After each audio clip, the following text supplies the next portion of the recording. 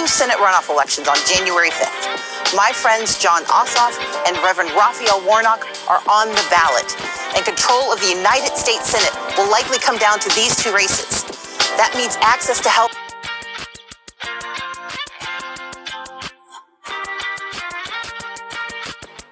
Hello everyone, welcome to this edition of Viral. I'm your host always, Kenny Dix here.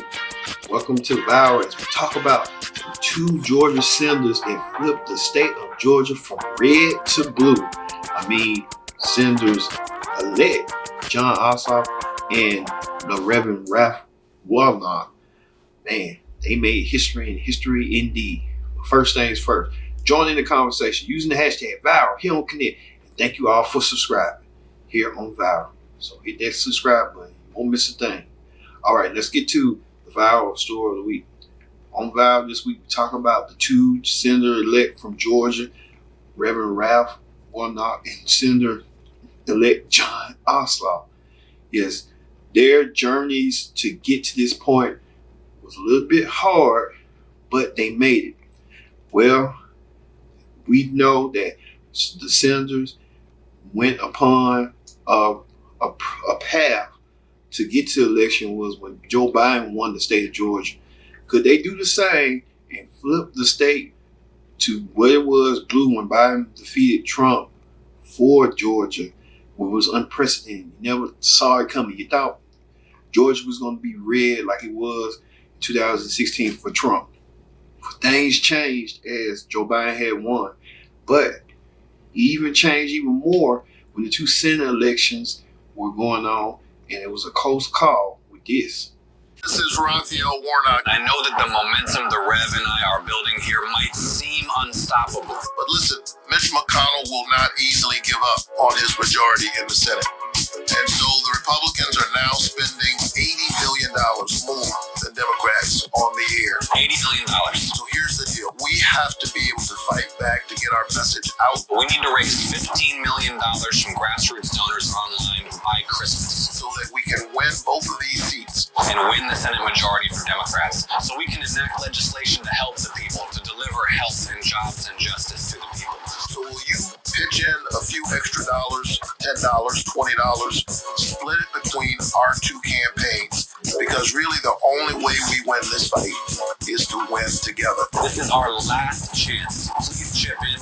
You know I love you. I appreciate you. Happy holidays. Happy holidays, everybody. Thank you so much. When righteous fights together, standing shoulder to shoulder, for the good of Georgia, for the good of our country. The ballot box is where we ensure that this country keeps moving on a journey of progress toward fully realizing the very best of our founding ideals. What we can do this year is something people didn't believe we could do 10 years ago. We know it's not a rush, we know it's not a miracle, we know it's meaningful. It is our mission, and we're getting to it this time. Georgia is getting ready to send to the United States Senate a young Jewish man, the son of an immigrant, and a black preacher, the pastor of Ebenezer Baptist Church, where Martin Luther King Jr. used to serve and where John Lewis worshiped. We must never ever give up. We must never ever give in. We must keep the faith and keep our eyes on the prize. I don't know about you, but I'm so proud of the state of Georgia. Let America hear you roar. Paul, indeed, as you saw right there, Senators John Ossoff, who's been attempting to become a representative in the House, he did so over David Perdue in a runoff, which that was unprecedented. And Reverend Raph Warnock did so with Senator Kelly Loeffler, who won a vacant seat from Johnny Warnock, and it was unprecedented. Could they change the tide from red to blue? It was going to be hard and difficult. Let's look back at a series of debates between these four individuals that was most controversial and dubious and that outrageous. Take a look. Would have been able to respond properly to the COVID-19 pandemic if you hadn't been fending off multiple federal investigations for insider trading. It's not just that you're a crook, Senator. It's that You're attacking the health of the people that you represent.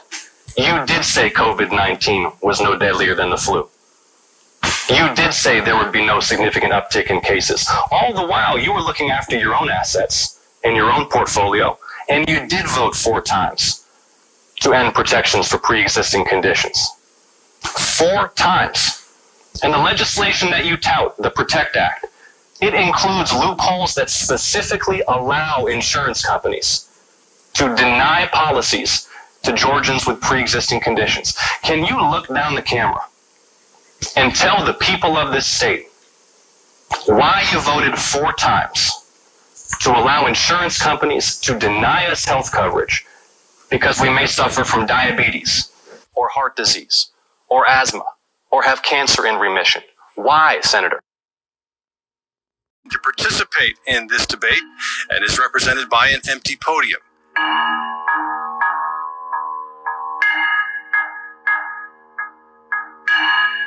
The reason that we are losing thousands of people per day to this virus is because of the arrogance of politicians like David Perdue, so arrogant that he disregarded public health expertise, and so arrogant that he's not with us here today to answer questions. And so if I might, my message for the people of our state at this moment of crisis is your senator feels entitled to your vote.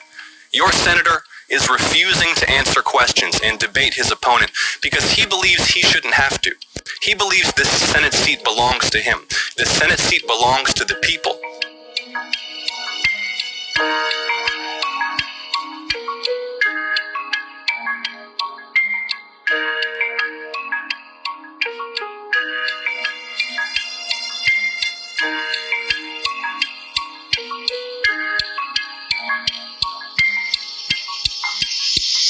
David Perdue has been getting rich in office.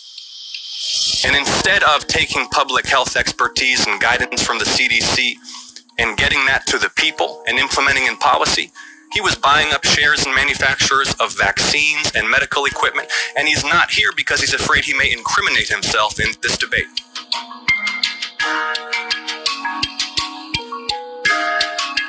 Perdue was totally exonerated. This is why David Perdue is not here today. He can't defend the indefensible. What he is doing is rubbing it in our noses that he's been using his office to enrich himself and that he's getting away with it. The standard for our elected officials must be higher than merely evading prosecution.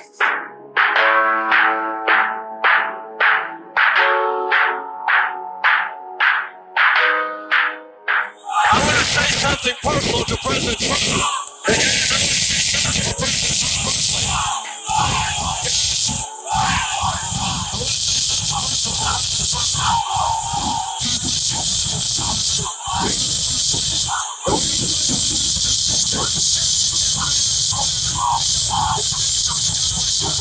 But it shows an astonishing arrogance and sense of entitlement for Georgia's senior U.S. senator to believe he shouldn't have to debate at a moment like this in our history.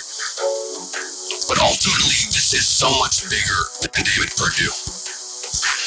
This is about what kind of country America can become. We are living at a moment of difficulty, of tragedy, but also of limitless opportunity.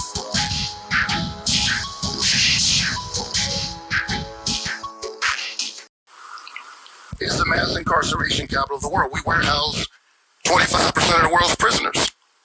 And people on both sides of the aisle know that our current criminal justice system needs reform. And we saw that this summer, a multiracial coalition of conscience pouring out into American streets after the tragic deaths of George Floyd and Breonna Taylor and Ahmaud Arbery and so many others. And what did Kelly Loeffler? She used her enormous privilege and power as a United States senator to pick a fight with the black women on her team who know what it's like to grow up in a community where you have to have 2 talks with your children. One about the birds and the bees, and the other about what happens if you're pulled over by police officers. To acknowledge that is not to general. I've worked with police across the years. I've been invited to speak at their memorial services when they've lost their lives in the line of duty. And she says she is against racism and that racism has no place, but she welcomed the support of a QAnon conspiracy theorist, and she sat down with a white supremacist for an interview. I don't think she can explain that. All right there, we saw John Ossoff debating himself. He was trying to go David Perdue to join in. David Perdue elected not to join in the debate, and that's what I think cost David Perdue his seat. Same with Kelly Lavender with Senator Reverend Ralph Lavender Warnock. Though Kelly Lavender, she has a historic lesson too. She's the one half of the co-owner of the Atlanta Dream, the WNBA team, and she poured all her resources, and it wasn't her resources that didn't win her election. Ooh, I'm telling you. But the Reverend Ralph Warnock has a story to tell. Run for office. I grew up in the housing projects of Savannah. My mom is from Waycross. She spent her summers picking cotton and tobacco. I was a veteran, a small businessman, and a preacher. They taught me the value of hard work. I was first in our family to graduate from a 4-year college, earned a PhD, and was called to Martin Luther King Jr.'s pulpit as senior pastor of Ebenezer Baptist Church. I've always thought my impact doesn't stop at the church door. That's where it starts. Fighting for affordable health care, fair wages, to protect the dignity of work. This race for Senate is about who you think best represents you. If you're looking for a millionaire, I'm not your guy. But if you want someone who's been through some of the same challenges as you, I'm Raphael Warnock, and it would be my honor to serve you. That's why I approve this message. He is the pastor of Ebenezer Baptist Church. It's the same Ebenezer Baptist Church in Atlanta, Georgia, where Dr. Martin Luther King Jr. once held the pastorship that this Reverend now holds. It's historic. It's a historic moment. It's a historic moment indeed, and it's also historic for the Reverend. The Reverend becomes the first black senator in the state of Georgia. Man, like I said, anything is possible. Anything is possible indeed.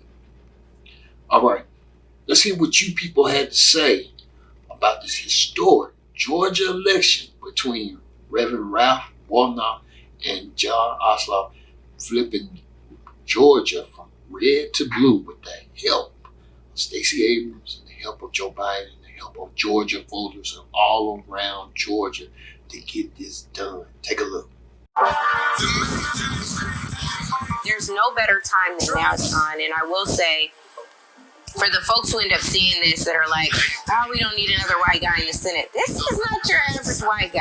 These are not conversations or issues that I'm just approaching now because I'm a candidate for office. I cut my teeth working for John Lewis. I've worked on criminal justice issues for a very long time. I work in business that exposes the exploitation of people who lack power, human rights abuses, slavery, human trafficking, war crimes, corporate abuses. I am passionate about fighting for justice and lifting up people who lack a voice. You have folks who are on the right and supporting David Perdue, who was not even man enough to show up to debate you, John. Too much of a coward to answer questions in public.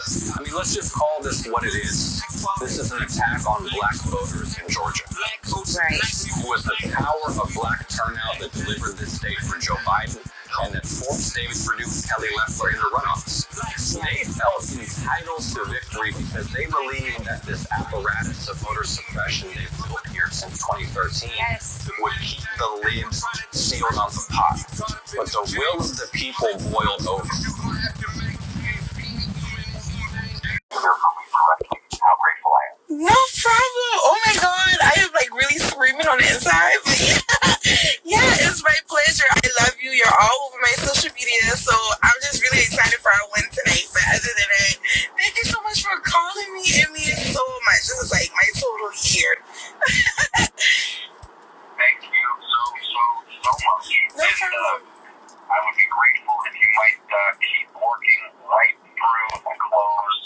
because we're out in the streets right now. We're in the streets right now. So yeah, definitely. Good morning, Rick. You know we up this morning. Good morning, everyone. I'm your girl, Eva Marcel, here with a quick look at your front page news. The one down and one to go. Reverend Raphael Warnock won the Senate runoff election against Republican Kelly Loeffler. The Ossoff Purdue race has not yet been called, but we have our fingers crossed. Now, as of early this morning, 98% of the votes were in Democratic John Ossoff's way, which means it was a very narrow lead, but he is leading as of right now. Also, Congress is set to confirm Joe Biden as the next president, but will not do so without drama. At least 10 Republican senators and up to 100 GOP House members are expected to object the results of the electoral grassroots activists, the allied organizations, volunteers, and of course, all of you voters for your efforts over the years to create this new Georgia. I am so grateful for your contributions in making Georgia a pivotal battleground state. Vice President Biden now leads in the race for Georgia's 16 electoral college votes. Without your faith, this would not have been imaginable. And without your hard work, this would not have been possible. As we continue to make sure that every vote is counted and every voice is heard, our work is not done. In Georgia, we have 2 Senate runoff elections on January 5th. My friends John Ossoff and Reverend Raphael Warnock are on the ballot, and control of the United States Senate will likely come down to these 2 races. That means access to health care and access to justice are still on the line. Please go to gasenate.com and join our efforts to elect John Ossoff and Reverend Raphael Warnock to the United States Senate. That's gasenate.com. We have seen what's possible when we work hard and when we work together. We know we can win Georgia. Now let's get it done. Again. I'm president of Cobb Democratic Women. What an extraordinary time to live in Cobb County. We recently overhauled a Republican leadership to elect a new sheriff, a new district attorney, and a new chair of our Cobb County Board of Commissioners. What an extraordinary time to live in Georgia. We just turned blue 3 times. Women were critical to the Biden-Harris victory. We wrote postcards, we sent text messages, we hosted fundraisers, we safely dropped literature, and we even strolled to the polls. To make November's win even more impactful, we need to elect John Ossoff and Reverend Raphael Warnock to address the simultaneous crises that our country is facing today. A crises that impact women and women of color disproportionately. In addition to these crises, we are still looking at long-standing issues that impact women that Reverend Warnock and John Ossoff, once elected to Congress, can help alleviate. Issues such as gun safety reform, improving economic security, expanding access to healthcare, racial justice, work-life balance, equal rights, violence against women, and mental health. In this short video, you will hear from inspiring women leaders on what's at stake January 5th. So again, let's be the catalyst to create our own future by electing John Ossoff and Raphael Warnock to the U.S. Senate. Vote early through December 31st and on January 5th. Check I Will Vote to find out everything you need to know about voting and bring on a safer and prosperous future, not just for women, but for all Americans. Go vote. State fundraising records in the 3rd quarter, and Raphael Warnock staking a double-digit lead over the top 2 Republicans in his race. Joining me now together are those two Democratic Senate candidates, Raphael Warnock and John Ossoff. Gentlemen, thank you so much for joining me. You will almost be feeling great with the wind at your back. So I was going to call you Senator Warnock. Maybe I'm foreshadowing something. I'll take it. Good morning to you. Good morning. Reverend Warnock, I'm going to start with you. I really find it interesting. I grew up in Georgia, and seeing the enthusiasm around these voters who are spending 12 hours in line, obviously due to a lot of voter suppression, it does strike me as different. I've long said that Georgia could potentially be a battleground state. How much of this enthusiasm do you think is relevant to local politics versus what's happening on the national stage? Well, as someone who grew up in Georgia, let me say to you, Tiffany Cross, welcome back to Battleground Georgia. We're the tip of the spear for what's happening all across the South, and you are seeing it live and in real time. The voters of this state, and I believe all across the country, understand how much is at stake. I've been moving all across this state, from Southwest Georgia down to Southeast, where I'm from, in Savannah. And people are concerned about their health care. Here's a state where we've got over 500,000 people in the Medicaid gap. John and I are running against opponents who think it's a good idea to get rid of health care in the middle of a pandemic. People have lost their jobs, and it seems that the Congress has taken a vacation on trying to offer them some relief. They're facing eviction. So these are the things that are on the ballot, and they are responding. And so we're grateful. We're seeing record voter turnout, as you point out. And yes, there's voter suppression. The good news is that the lines are long. The bad news is that the lines are long. We're seeing voter suppression and voter passion all at the same time. And we're going to work hard to make sure that goodness wins today. I want to turn to you, Mr. Ossoff, because you ran for office before in 2018. It was a race I watched closely because I grew up in Marietta, and it was a part of the district where you were running. What do you think is different this time around? Granted, that time you were running for Congress or for the House, and this time as running for Senate. What's the difference? Why will you be victorious this time, you think? Well, good morning, Tiffany and Rev. Great to see you. And Tiffany, thanks for representing Georgia so well. And as you know, Georgia is becoming younger and more diverse literally by the hour. Stacey Abrams lost the governor's race in 2018 by just 50,000 votes. We've added nearly 800,000 voters to the rolls here in Georgia since then. This is the closest, tightest battleground state in the country. And it's important that everybody who's watching at home know that Reverend Warnock and I are both on the ballot. We're the only state in the country with 2 Senate races. We have the opportunity to send to the United States Senate a young Jewish man and the senior pastor from Ebenezer Baptist Church, both mentored by Congressman John Lewis from one state in a single year at this pivotal moment in our history. But we need help, and we need folks to get online and find out how to help us. So you bring up a really good point about the diversity in Georgia. On the inside too. It keeps me a little bit warmer, right? All of our friends and family here. So I want to know, who do we have represented? De Mexico.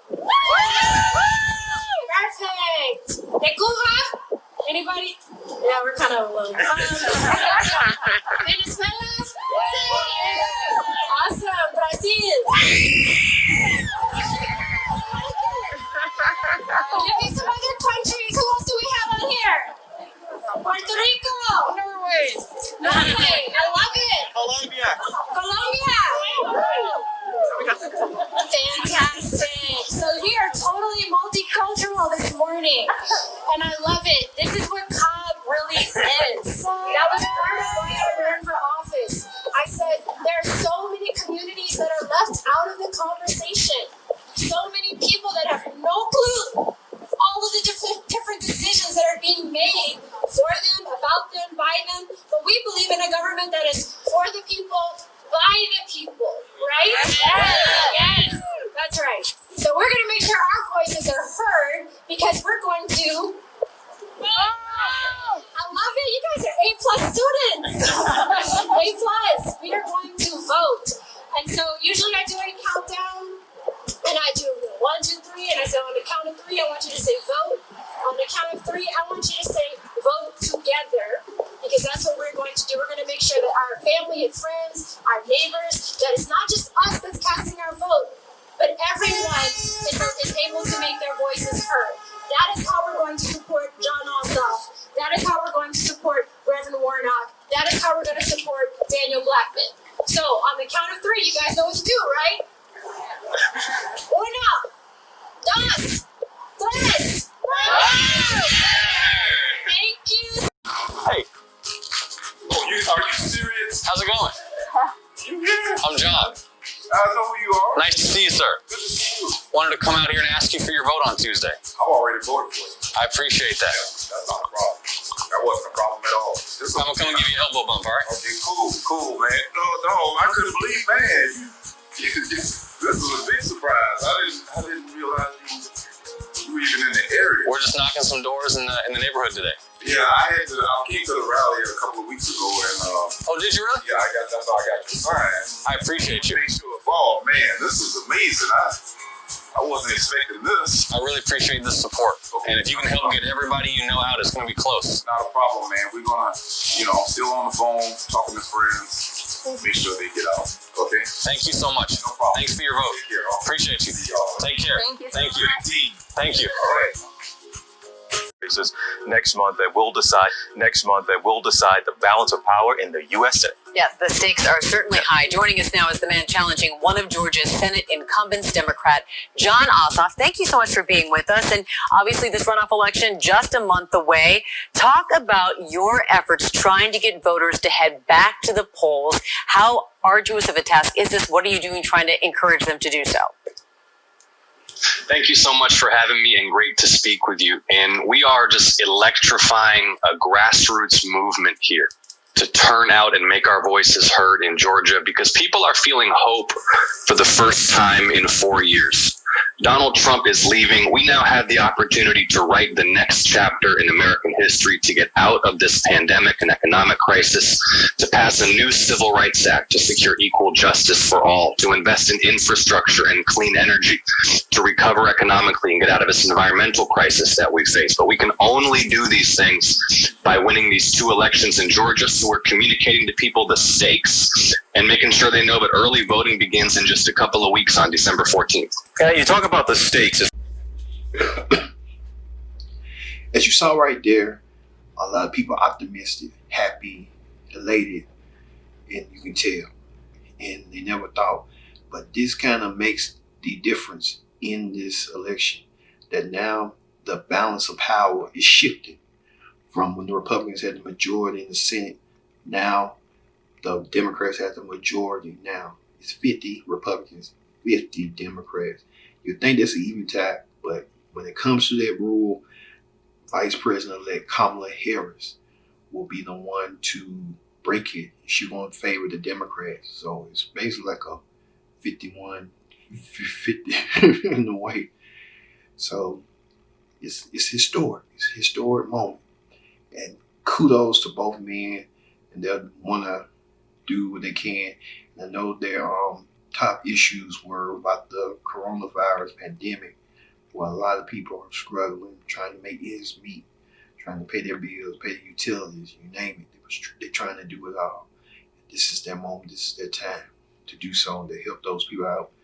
I think Senator John Ossoff was saying he in favors of a $2,000 stimulus check. So we'll see if everything comes around this time. We'll see. But congratulations to both Ralph Warnock from the pastor of Ebenezer Baptist Church to become the senator-elect and become the first black senator of Georgia. You would never thought it wasn't going to be possible, but it did. Ralph and John Ossoff, he's the first U.S. senator to be born in the 1980s. Wow, what a legacy he's about to start, and we're about to join going forward. So for Viral, I've been your host, Kendrick Dix, saying so long, and we'll see you next time for another edition of Viral. For electing me to serve you in the United States Senate. Thank you for the confidence and trust that you have placed in me. At this moment of crisis, as COVID-19 continues to ravage our state and our country, when hundreds of thousands have lost their lives, millions have lost livelihoods, Georgia families are having difficulty putting food on the table, fearing foreclosure or eviction, having difficulty making ends meet. Let's unite now to beat this virus and rush economic relief to the people of our state and to the American people. I will work in the U.S. Senate to support a robust public health response so that we can defeat this virus, putting Georgia's own Centers for Disease Control and Prevention in the lead, trusting medical expertise, doctors, and scientists to bring the tools to bear, the technology to bear, the ingenuity to bear, and the resources to bear necessary to stop the spread of this virus, to defeat it, and to get our daily lives back. And to rush direct economic relief to people who need help right now. This campaign has been about health and jobs and justice for the people of this state, for all the people of this state.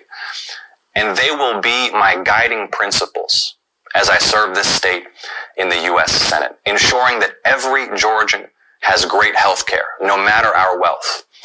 Ensuring that we invest in an economic recovery that includes all communities, that rebuilds our state's infrastructure, that lays the foundations for prosperity in rural Georgia, suburban communities, and urban communities alike, and securing equal justice for all, following in the footsteps of leaders who have departed us in this last year, like Congressman John Lewis and C.T. Vivian.